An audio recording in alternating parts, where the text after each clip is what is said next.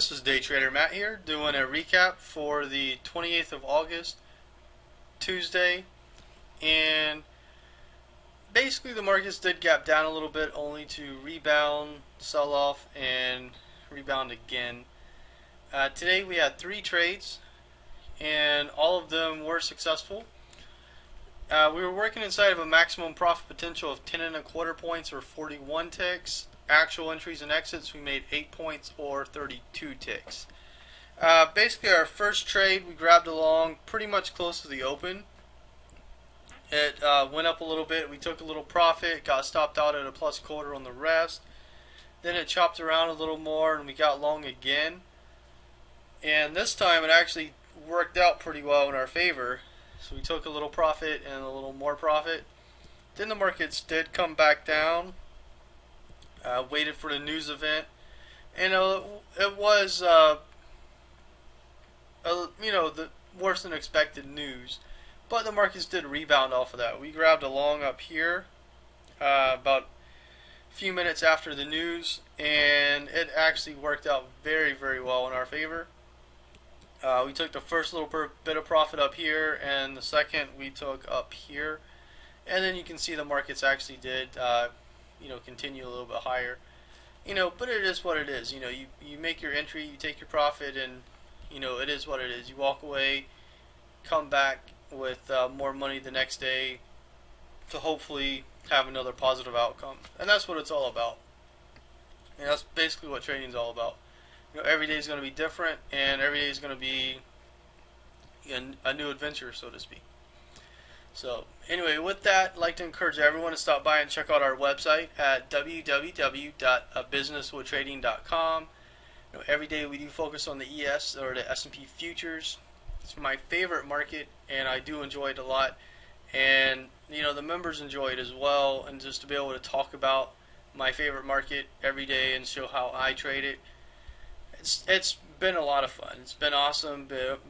Able to answer questions in the trading room, been able to mentor students in the form of trading that I do. I've even had some people come to me, they are just having problems.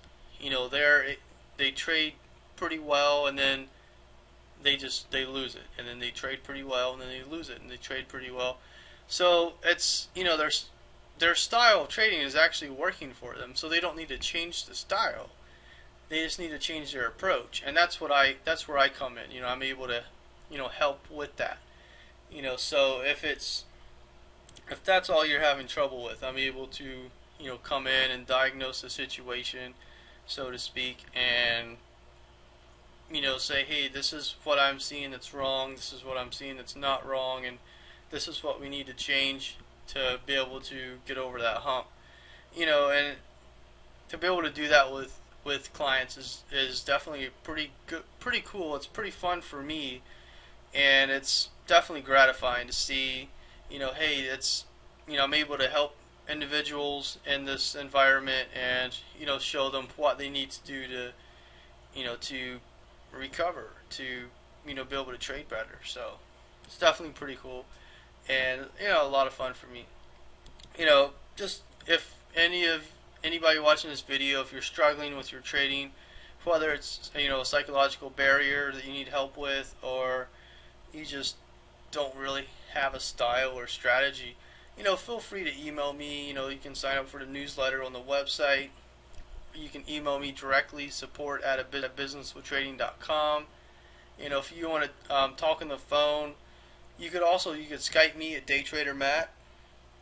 The best way is probably just to email me. We can set up a time to talk on the phone, and figure out what would be best for you. If you need a full trading makeover, or you just need a couple things tweaked in your current style, whatever the case may be, we can figure that out and get it working for you. So that way, the whole point of the website is to help struggling and new traders become successful. That's basically the whole point. The tagline is empowering traders through education, and that's what I think is the best the best thing possible is education and anything. Education is great, and if you want to start a business, you get education first. If you want to go to work, you have to have education to be able to do whatever it is you do. Um, so education is definitely crucial, I think, to anything, but especially in trading, because in the trading industry, you don't have any formalized education. You have a lot of different uh, companies and individuals trying to sell their services, and it's really difficult to tell who's honest and who's not. And honest is not a word I like to use, just because you think someone says they're honest, they're probably not.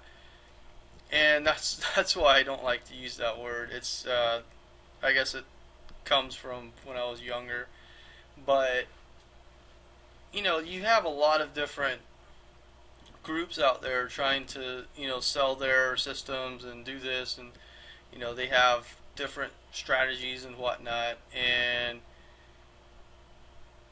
that's why I tell people, if you want to ask a question, ask a question. If you want to talk on the phone for a little bit, sure, we can schedule something and talk person to person. And if you want to go further, that's great. If not, that's fine too.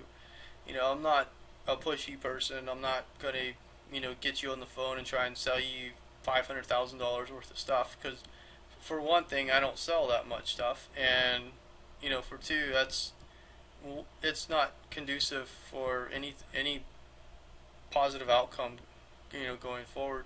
Yeah, I'd make a little money, but I mean, who cares? um,